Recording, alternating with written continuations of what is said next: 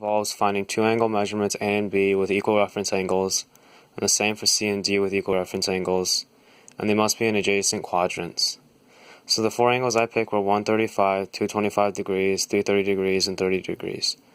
135 and 225 degrees have the same reference angle, so that means the cosine of both these angles equals negative 1 over root 2, which is found using specialized triangle in the unit circle. Likewise, for 330 degrees and 30 degrees, cosine of 330 degrees equals cosine of 30 degrees equals root 3 over 2, once again using specialized triangle in the unit circle. After finding this, setting an equation up to later expand would be set up initially like this.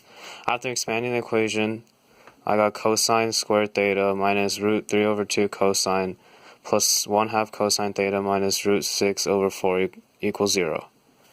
So the first identity I introduced was a Pythagorean identity. Sine squared theta plus cosine squared theta equals 1.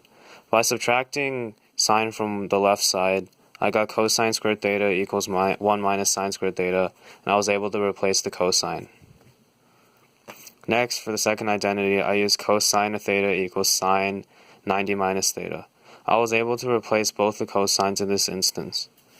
After replacing them, I arrived at this equation.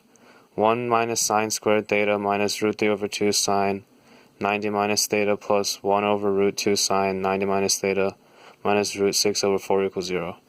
After achieving here, I added my third identity, the even-odd identity, one of the even-odd identities, negative sine theta equals sine negative theta. After adding this would change negative root 3 over 2 sine to positive root 3 over 2, and likewise 1 over root 2 sine to negative 1 over root 2.